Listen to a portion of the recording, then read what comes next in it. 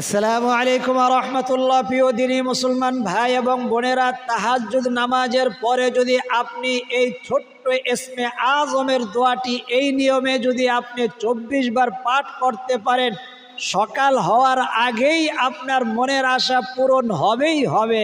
আল্লাহু আকবার কাবীরা। কারণ এই ইসমে আজমটি আয়াতুল কুরসির মধ্যে থাকার কারণে আয়াতুল কুরসি এত দামি হয়ে গেছে, যে ব্যক্তি আয়াতুল কুরসি নিয়মিত পাঠ করবে, আল্লাহ তাআলা দুনিয়ায় থাকতেই তাকে জান্নাতের সার্টিফিকেট দিয়ে দিবেন। আল্লাহু আকবার কাবীরা।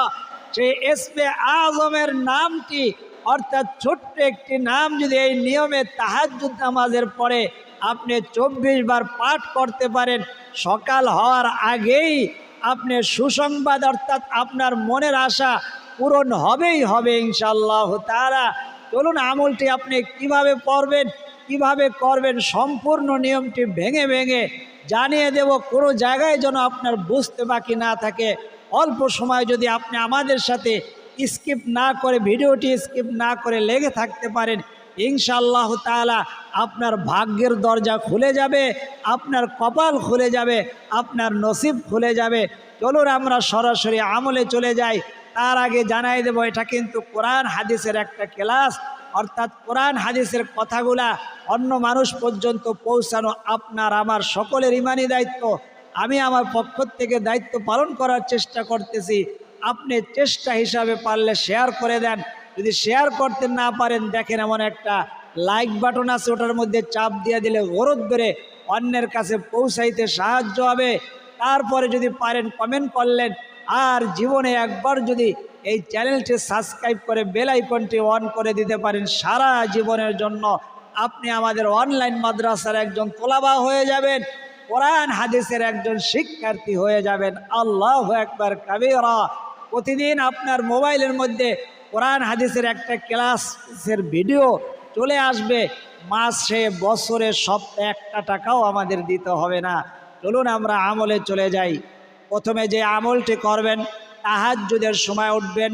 তাহাজ্জুদের সময় উঠে 2 রাকাত হোক, 4 রাকাত হোক, নামাজ পড়বেন। তাহাজ্জুদের নামাজ সহজ, কিন্তু মানুষ অলসতা করে পড়ে না। তাহাজ্জুদ সম্পর্কে আল্লাহ তাআলা কোরআন মজিদের মধ্যে একাধিক আয়াত বর্ণনা করেছেন এবং আল্লাহ তাআলার রসুল একাধিক হাদিস বর্ণনা করেছেন। আজকের সম্পূর্ণ বিষয়গুলা কোরআনের যেই আয়াত থেকে বলবো এবং হাদিস থেকে বলবো, সেই হাদিসের নাম্বারগুলা এবং কোরআনের আয়াতগুলা আপনাদের সামনে দলিল হিসাবে পেশ করতেছি, যেন আপনাদের কোনো সংশয় বা সন্দেহ না থাকে। সূরা সিজদা আয়াত নম্বর 16, সূরা জারিয়াত আয়াত 17-18, সূরা ফুরকান 64 নম্বর আয়াত, সহিহ মুসলিম শরীফের হাদিস 1163 নম্বর হাদিস, সহিহ বুখারী 1145 নম্বর হাদিস, জামিউত তিরমিজি 2485 নম্বর হাদিস, সহিহ বুখারীর অন্য হাদিসে 1145 নম্বর হাদিসে। এই যে কিতাবগুলার নাম্বার বললাম, অর্থাৎ কিতাবগুলার নাম এবং হাদিসের নম্বর, এখান থেকেই আজকে আপনাদেরকে আমল দেওয়া হবে। আল্লাহু আকবার কাবীরা। অর্থাৎ সরাসরি এটা 100% সহিহ, এত সন্দেহ নাই। মানুষ অলসতা করে। বুখারী শরীফের হাদিসের মধ্যে আসছে, আল্লাহু আকবার কাবীরা, 1145 নম্বর হাদিসে আসছে, আল্লাহ তাআলা শেষ রাতে প্রথম আসমানে এসে বান্দাদেরকে ডাকতে থাকে। বুখারী শরীফের হাদিস এতটুকুই বিশ্বাস করতে হবে, কোরআনের আয়াতকে যতটুকু বিশ্বাস করেন। আল্লাহ তাআলা প্রথম আসমানে এসে কি বলেন, সেটাও হাদিসের মধ্যে আল্লাহ তাআলার রসুল ওয়াদা করে বলেছেন যে আল্লাহ তাআলা প্রথম আসমানে এসে তোমাদেরকে এই বলে ডাকে। কি বলে ডাকে? কুল্লা লাইলাতিন ইলা সামাইদ দুনিয়া হিনা ইয়াবকা সুলুসুল লাইলি ওয়া ইয়াকুল মান ইয়াদউনি ফাস্তাজিব লা। এই শেষ রাতের শেষ তৃতীয় অংশে প্রথম আসমানে আমি আল্লাহ তাআলা চলে আসছি। কে আসো, আমাকে ডাক দিবা। মান ইয়াদউনি ফাস্তাজিব লা, আমাকে ডাক দাও, আমি তোমার ডাকে সাড়া দেওয়ার জন্য আমি প্রস্তুত আছি। আল্লাহু আকবার, আল্লাহু আকবার। কোরআন মজিদের মধ্যে বলে, আম্মা ইউজিবুল মুযতাররা ইযা দাআহু, তোমার ডাকতে দেরি হবে আমার লাব্বাইকা ইয়া আবদি বলে আবার হাজির হতে আবার তোমার ডাকে সাড়া দিতে আমি আল্লাহ তাআলা দেরি করব না। আল্লাহু আকবার কাবীরা। আলামিম মুস্তাগফিরিন ফাগফির লাহু, কে আছো গুনাহগার, আমার কাছে গুনার জন্য ক্ষমা চাও। তোমার শক্ত গুনাহ, কঠিন গুনাহ, জিনার গুনাহ, পরকীয়ার গুনাহ, তোমার গুনাহ যদি হয় সমুদ্রের ফেনা পরিমাণ, আমার রহমত আমার আরশ পর্যন্ত। আল্লাহু আকবার। আল্লাহ কত দয়া পরবশ হয়ে তখন ডাকতে থাকেন। আলা মিম মুস্তারজিকিন ফারজুকাহু, কার আছো রিজিক লাগবে, তুমি অভাবী, তুমি ঋণগ্রস্ত হয়ে আছো, তোমার চাকরি হয় না, তোমার 10 লক্ষ টাকা লাগবে, জায়গা কেনার জন্য 15 লক্ষ টাকা লাগবে, 15 কোটি টাকা লাগবে, 15 কোটি টাকা লাগবে বাড়ি ক্রয় করার জন্য, বিল্ডিং ক্রয় করার জন্য, জায়গা ক্রয় করার জন্য, কেনার জন্য। আমি আল্লাহর কাছে চাও, ইনশাল্লাহ বলেন আল্লাহ আপনাকে, আমাকে, সকলকে যারা দেখতেছেন সকলকে আল্লাহ তাআলার কাছে এভাবে যেভাবে বলবো এভাবে আমল করার তৌফিক দান করেন। সকলে বলি আমিন। আল্লাহু আকবার, আল্লাহু আকবার। তো আল্লাহ তাআলা বলতে থাকেন আলা মিম মুবতালান ফাওয়াফিয়াহু, কে আছো অসুস্থ, তুমি অসুস্থ বা তোমার ঘরের কেউ অসুস্থ, আমার কাছে চাও, আমি সুস্থতা দান করবো। আল্লাহু আকবার, আল্লাহু আকবার। আপনাদের মধ্যে কমেন্টের মধ্যে সব পড়ার সুযোগ হয় না, অসুস্থতা নিয়ে দোয়া চাইছেন, এই আমলটা এইভাবে করে চান, ইনশাআল্লাহ তাআলা সকাল হওয়ার আগেই সুসংবাদ হবেই, অর্থাৎ মনের আশা পূরণ হবেই হবে হবেই। আল্লাহু আকবার। তো আলা মিম মুবতালান ফাওয়াফিয়াহু আলা কাযা হাত্তা ইয়াতুল আল ফাজর, একেবারে ফজরের আযান পর্যন্ত আল্লাহ তাআলা তার বান্দা বান্দীদেরকে এভাবে ডাকতে থাকে। কোরআন মজিদের মধ্যে আল্লাহ তাআলা বলছেন ওয়া মিনাল লাইলি ফাতাহাজ্জাদ বিহি নাফিলাতাল লাক আসা আইয়াবআসাকা রাব্বুকা মাকামান মাহমুদা। তাহাজ্জুদের নামাজ তোমাদের শুধু দুনিয়াতে সম্পদে দিবে না, তোমাদের আখিরাতে তোমাদের সম্মান এত বাড়াইয়া দিবে, নবীজির স্থান যে জায়গায় মাকামান মাহমুদা, ওই জায়গায় তোমার জায়গা হয়ে যাবে। আল্লাহু আকবার। এটা আমার কথা নয়, নবীজি বলছেন, সাহাবায়ে কেরামকে যখন এই হাদিসটা বলছেন যে আমাকে যারা মোহাব্বত করবে, আমার দেখানো আমলগুলা করবে, সে আমার সাথে জান্নাতের মধ্যে এভাবেই থাকবে, দুইটা আঙুল যেভাবে পাশাপাশি থাকে। হাদিসের মধ্যে একাধিকবার বুখারী মুসলিম, সহিহ বুখারী মুসলিম শরীফের মধ্যে একাধিকবার উল্লেখ আছে। এই হাদিস শোনার পরে সাহাবায়ে কেরাম এত খুশি হয়েছে যে ইতিপূর্বে জান্নাতের কথা শুনেও তারা এত খুশি হয় নাই, কারণ তারা নবীজিকে এত মোহাব্বত করতেন, এত ভালোবাসতেন, চোখের আড়াল হইলেই নবীজির জন্য ব্যাকুল হয়ে যাইতেন। নবীজি থুতু ফালাইলে তারা মাটিতে পড়তে দিতেন না, হাত পাততেন, ওই থুতু নিজেদের শরীরের মধ্যে মেখে নিতেন। আল্লাহু আকবার কাবীরা।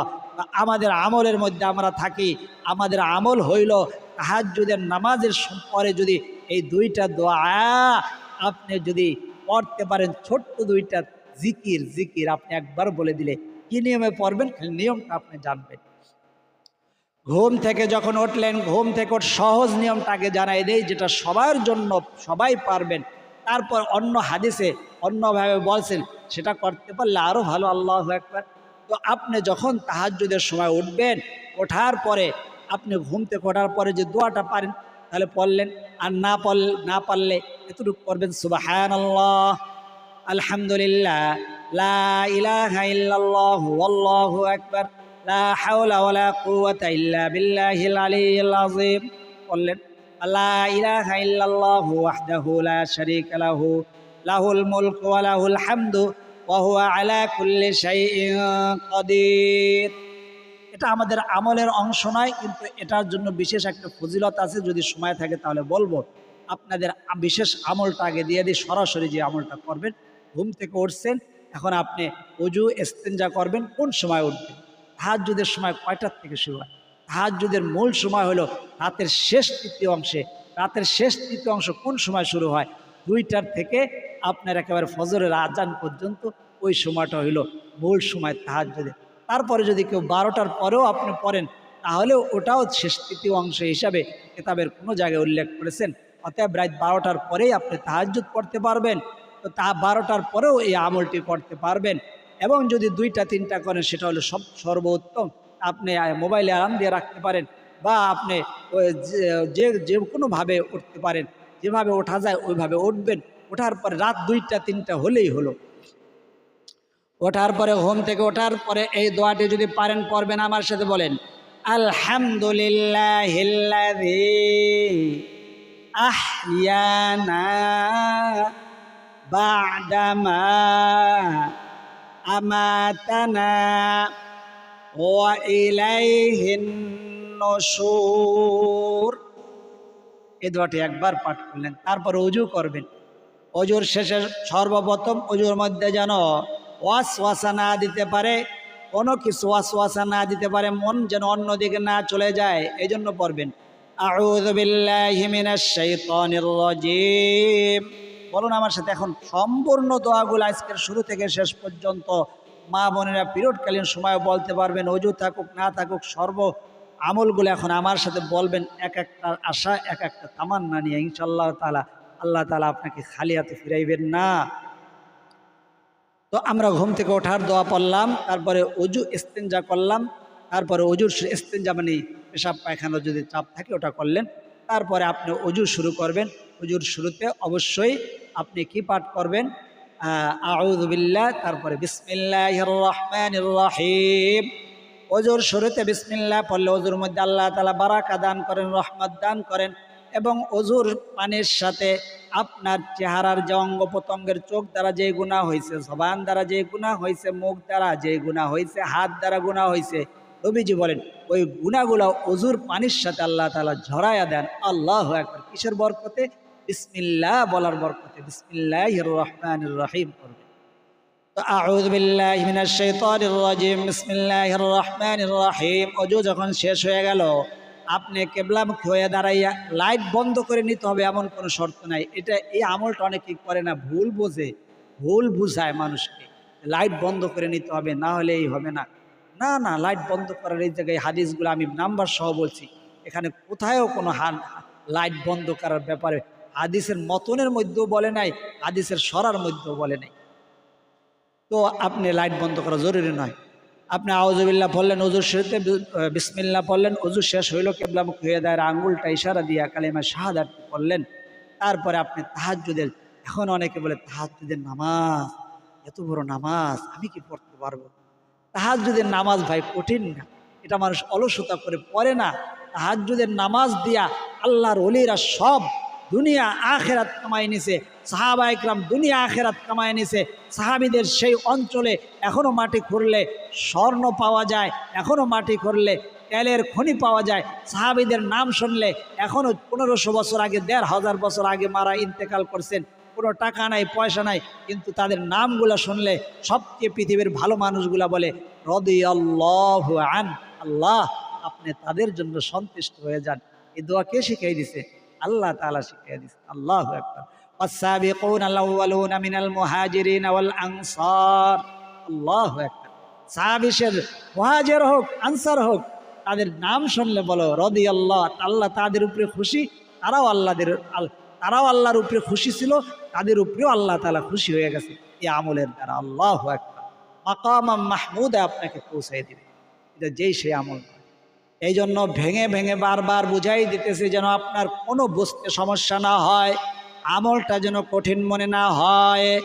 আপনি উঠলেন, তারপরে ওযু করলেন, ওযুর শেষে কালেমায়ে শাহাদাত পাঠ করলেন, জায়নামাজ কিবলামুখী হয়ে বিছায় নিলেন, লাইট জ্বালাই নিলে কোনো সমস্যা নাই। তারপরে আপনি 2 রাকাত তাহাজ্জুদ নামাজ পড়বেন। তাহাজ্জুদের আগে জায়নামাজে দাঁড়াইয়া ইন্নী ওয়াজ্জাহতু বলেন আমার সাথে, এটা কোরআনের আয়াতের একটা অংশ। আউযু বিল্লাহি মিনাশ শাইতানির রাজীম, বিসমিল্লাহির রহমানির রহিম।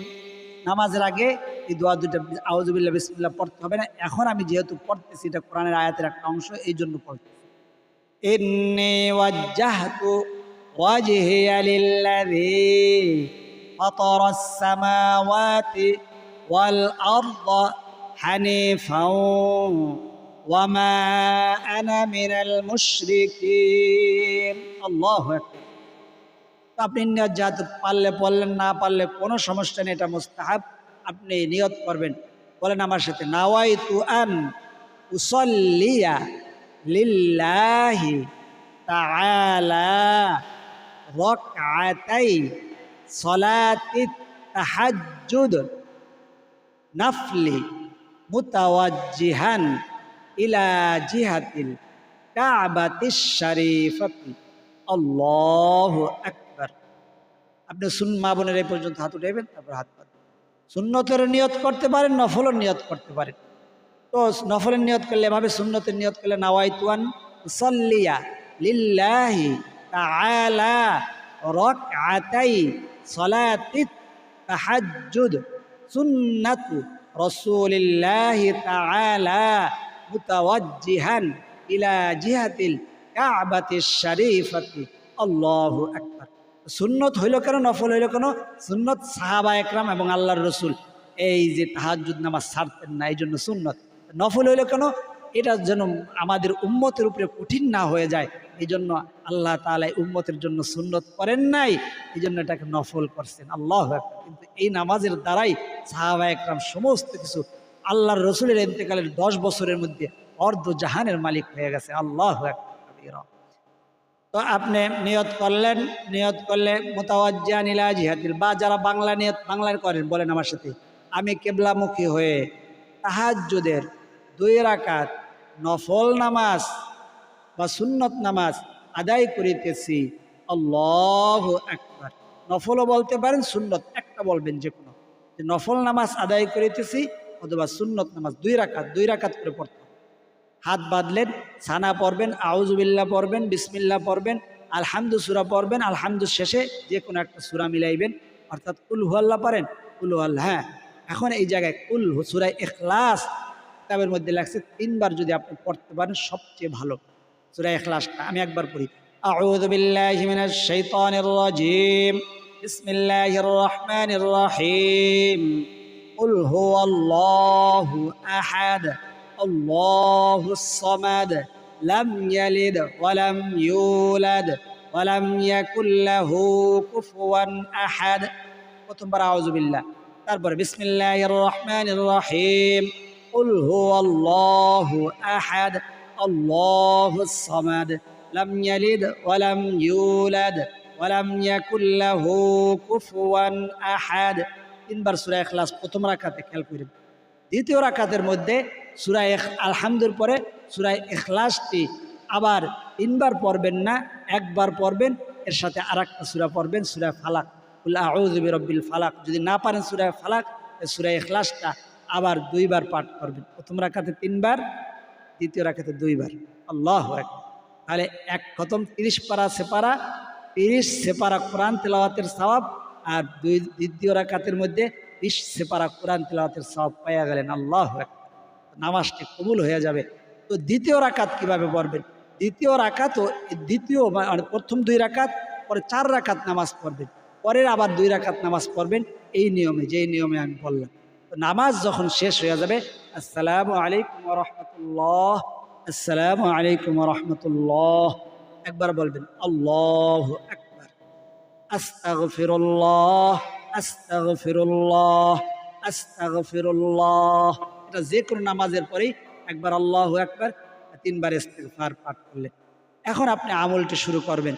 এখন আমলটি কিভাবে শুরু করবেন? ইস্তিগফারটি পাঠ করবেন 3 বার। আমার সাথে বলুন, আস্তাগফিরুল্লাহাল্লাযী লা ইলাহা ইল্লা হুয়াল হাইয়ুল কাইয়্যুম ওয়া আতুবু ইলাইহি লা হাওলা ওয়ালা কুওয়াতা ইল্লা বিল্লাহিল আলিয়্যিল আযীম। আস্তাগফিরুল্লাহাল্লাযী লা ইলাহা ইল্লা হুয়াল হাইয়ুল কাইয়্যুম ওয়া আতুবু ইলাইহি লা হাওলা ওয়ালা কুওয়াতা ইল্লা বিল্লাহিল আলিয়্যিল আযীম। এই ইস্তিগফারটি পাঠ করবেন আপনি 3 বার। যদি না পারেন, আস্তাগফিরুল্লাহ ওয়া আতুবু ইলাইহি। আমার সাথে বলুন, এক একটা নিয়ত নিয়ে বলবেন। আস্তাগফিরুল্লাহ ওয়া আতুবু ইলাইহি, আস্তাগফিরুল্লাহ ওয়া আতুবু ইলাইহি। তারপরে 3 বার দুরূদ শরীফ পাঠ করবেন। কোন দুরূদ শরীফ? নামাজের দুরূদ শরীফটি আমার সাথে বলুন, আল্লাহুম্মা সাল্লি আলা মুহাম্মাদিন ওয়া আলা আলি মুহাম্মাদ কামা সাল্লাইতা আলা ইব্রাহিম ওয়া আলা আলি ইব্রাহিম ইন্নাকা হামিদুম মাজিদ। আল্লাহুম্মা বারিক আলা মুহাম্মাদিন ওয়া আলা আলি মুহাম্মাদ কামা বারাকতা আলা ইব্রাহিম ওয়া আলা আলি ইব্রাহিম ইন্নাকা হামিদুম মাজিদ। আমি একবার পড়ছি, আপনি তিনবার পড়বেন। এই দুরূদ শরীফটি পারেন না এমন কেউ নাই আমার মনে হয় না, যারা নামাজ পড়েন তারা অবশ্যই পারেন। যদি বাই চান্স না পারেন, সাল্লাল্লাহু আলাইহি ওয়াসাল্লাম, সাল্লাল্লাহু আলাইহি ওয়াসাল্লাম, সাল্লাল্লাহু আলাইহি ওয়াসাল্লাম, তিনবার ইস্তেগফার, তিনবার এই দুরূদ শরীফটি।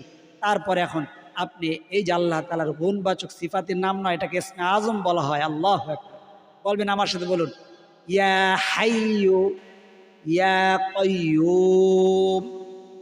একবার, ইয়া হাইয়ু ইয়া কাইয়ুম, ইয়া হাইয়ু ইয়া কাইয়ুম, ইয়া হাইয়ু ইয়া কাইয়ুম, ইয়া হাইয়ু ইয়া কাইয়ুম। আমি 5 বার পাঠ করলাম, আপনি এভাবে 24 বার। কেন 24 বার? 24 বার হলো ইয়া হাইয়ু ইয়া কাইয়ুম, এর মধ্যে হরফ আছে মোট 12টি। দ্বিগুণ যে কোনো সওয়াব আল্লাহ তাআলা বান্দার দ্বিগুণ করে দেন। কোথায় কোন হাদিসে লেখছে যে যদি নিয়ত সহি থাকে তাহলে দ্বিগুণ নয় 10 গুণ পর্যন্ত বাড়ায় দেন। এই জন্য আপনি দ্বিগুণ অর্থাৎ ওই 12টি হরফের কারণে আপনি 24 বার নিয়তে পাঠ করবেন, অর্থাৎ 24 বার পাঠ করবেন। আমি 5 বার পাঠ করেছি, আপনি 24 বার পাঠ করা শেষ হলে আবার ওই নামাজের দুরূদ শরীফটি 3 বার পাঠ করবেন। তারপরে হাত উঠাইয়া আপনি আল্লাহ তাআলার কাছে মোনাজাত করবেন। আমরাও এখন মোনাজাত করব। এখন আর আশা করি কোনো বিষয় জানতে আর বাকি থাকলো না। তো এইভাবে আমলটা করে আপনি মোনাজাত করবেন। এটা হলো ইসমে আজম পাঠ করলেন 24 বার। এখন মোনাজাত করলে আল্লাহ তাআলা প্রথম আসমানে এসে ডাকতেছেন। আপনি ইস্তেগফারের মাধ্যমে গুনাহ মাফ হইল, দুরুদের মাধ্যমে রহমত বর্ষণ শুরু হইল। আর ইসমে আজম করে দোয়া করলে নবীজি ওয়াদা করে বলেছে, এই যে এই সাহাবী এরকম আঙ্গুল দিয়ে দেখায় যে ইসমে আজম পড়ে ফেলেছে, এখন সে আল্লাহর কাছে যা চাইবে তাই আল্লাহ তাআলা তাকে দান করবে। আল্লাহু আকবার। এখন আমরা মোনাজাত করব। মোনাজাতে আমাদের সাথে আমিন বলে অংশগ্রহণ করবেন, আপনি যে অবস্থায় থাকুন। সাল্লাল্লাহু আলাইহি ওয়াসাল্লাম, সাল্লাল্লাহু আলাইহি ওয়াসাল্লাম, সাল্লাল্লাহু আলাইহি ওয়াসাল্লাম। আল্লাহুম্মা আমিন। আলহামদুলিল্লাহি রাব্বিল আলামিন ওয়াল আকিবাতু লিল মুত্তাকিন ওয়াস সালাতু ওয়াস সালামু আলা আশরাফিল আমবিয়া ওয়াল মুরসালিন ওয়া আলা আলিহি ওয়া আসহাবিহি আজমাইন। ربنا ظلمنا أنفسنا وإن لم تغفر لنا وترحمنا لنكونن من الخاسرين. رب ارحمهما كما ربياني صغيرا. يا أول الأولين يا أول الآخرين يا راحم المساكين يا رب العالمين. আল্লাহ শেষ রাতের দোয়া আপনি ফিরাইয়া দেন না। ইসমে আজম পরে দোয়া করলে দোয়া ফিরাইয়া দেন না। ইস্তেগফার দুরুদের পরে দোয়া করলে মোনাজাত করলে মোনাজাত ফিরাইয়া দেন না। আমরা ইস্তেগফার পড়েছি, দুরূদ শরীফ পাঠ করেছি, ইসমে আজম পড়েছি। আল্লাহ তাহাজ্জুদের পরে দোয়া করলে ওই দোয়া আপনার নবীজি একাধিকবার ওয়াদা করে বলেছেন। আপনি কোরআন মজিদের মধ্যে ওয়াদা করে বলেছেন, আল্লাহ শেষ রাতে তাহাজ্জুদের দোয়া আপনি ফিরাইয়া দেন না।